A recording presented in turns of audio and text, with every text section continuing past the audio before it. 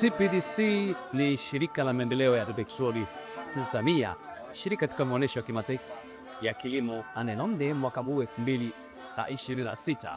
Chitaka kukuambia wewe ambaye unakuja katika maonesho haya, iko miradi mingi sana ambayo inatekelezwa na shirika hili na wewe mwananchi pengine mshirika katika mnyororo mzima wa thamani. Kwa hiyo kuna mradi kwa mfano wa bomba la mafuta ghafi Afrika Mashariki, ni historia mjini kule Kenya, Uganda na Tanzania, Tanga kule Chongoleani, hali kadhalika miradi mingine mingi.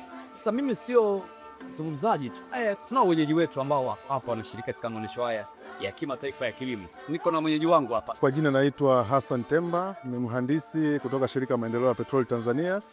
Tumeweza kushirika kama TPDC katika maonesho haya ya wakulima na wafugaji maarufu kama 88 na kuweza kuleta miradi mbele ya wananchi inayotekelezwa na ambayo inategemea kutekelezwa na shirika maendeleo ya petroli Tanzania. Na kwa nini tumeamua kushiriki katika maonesho haya?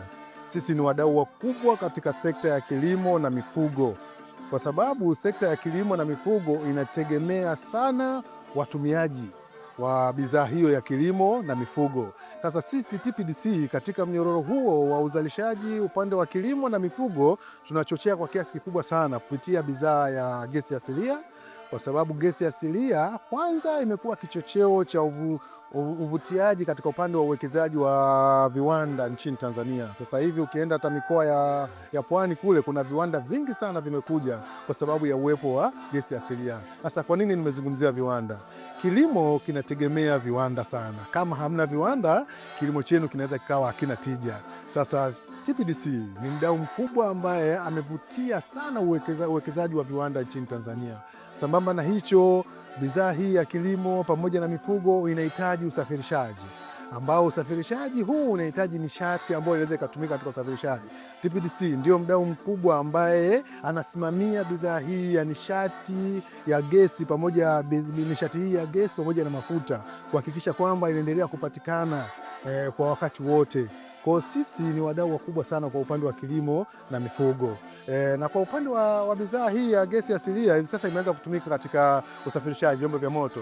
Sasa hivi kuna magari makubwa, ukiangalia mfano magari ya usafirishaji wa bidhaa za Dangote yanatumia gesi asilia. Kwa hiyo hii tunakuja kuwatangazia kwamba hata haya magari ya usafirishaji bidhaa za kutoka mashambani yanaweza yakatumia gesi asilia na akatumia gharama nafuu katika usafirishaji wake.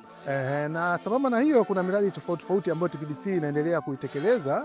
Mojawapo ni mradi wa utafutaji wa gesi asilia ambao ulipo kitalu kinaitwa cha Lindi Mtwara.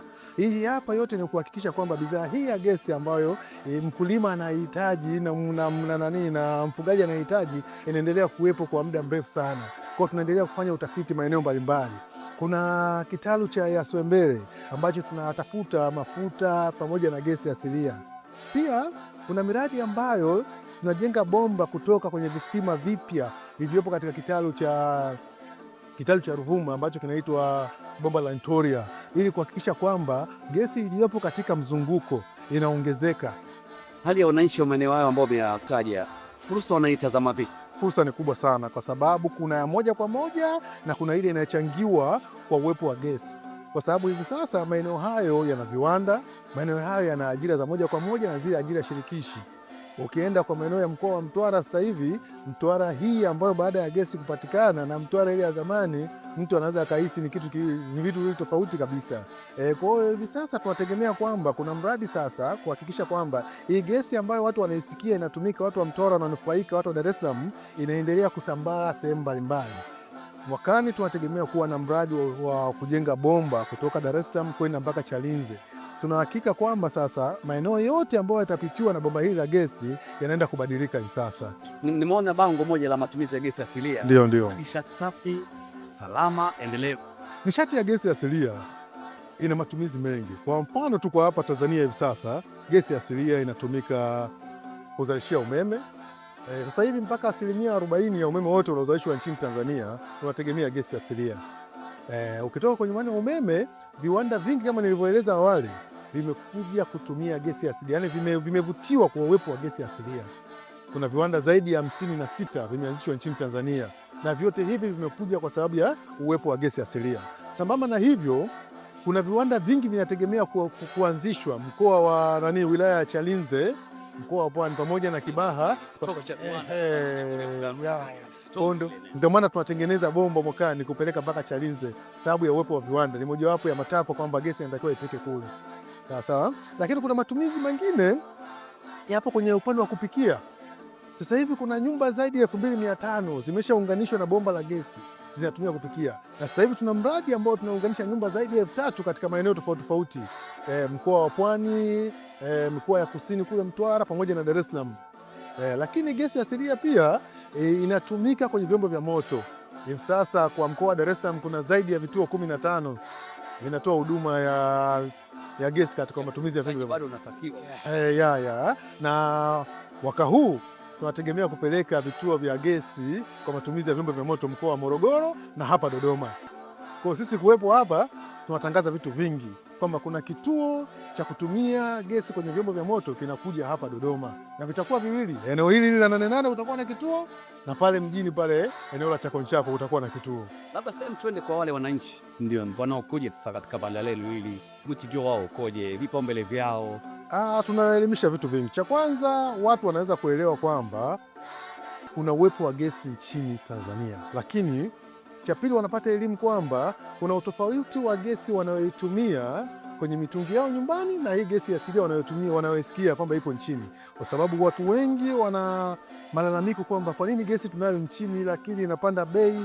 Kwa hiyo uelewa ni mdogo sana kwamba hizi gesi zinatofautiana. Kwa sisi tulikuja hapa, mojawapo ni kutoa elimu kwamba gesi asilia na gesi ya LPG ni vitu viwili tofauti, kwa sababu hivi sasa Tanzania bado hatujawa na mafuta. Kwa kuwa hatujawa na mafuta, hatuizalishi ile LPG hapa Tanzania, lakini kwa walao ambao wamepata fursa ya kutumia gesi asilia ipo chini sana. Ninaitwa Grace Edward Chigugu, ni afisa masoko katika kampuni tanzu ya TPDC inaitwa TANOIL Investments Limited, ambayo inajihusisha na uagizaji na uuzaji wa bidhaa za petroli. Kwa sasa TANOIL tunauza mafuta ya petroli na diesel kwa bei ya jumla kama kampuni ya kimasoko ya mafuta. Katika kutambua fursa zinazopatikana kwa wakulima, TANOIL tumejipanga na ndio maana tupo katika maonesho ya 88 ili kuwaalika ama kutoa wito kwa wamiliki wa vituo vya mafuta kuichagua TANOIL kama mshirika makini wa biashara. Watafaidika na nini wakulima?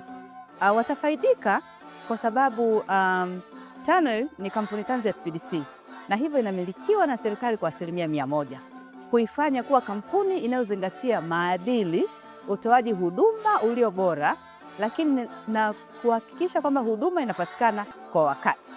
Kwa hivyo wamiliki wa vituo vya mafuta ndio ambao wanasaidia kufikisha nishati hii ya mafuta kwa wakulima ambao hutumia nishati hii katika umwagiliaji, usafirishaji wa mazao na hata katika kilimo.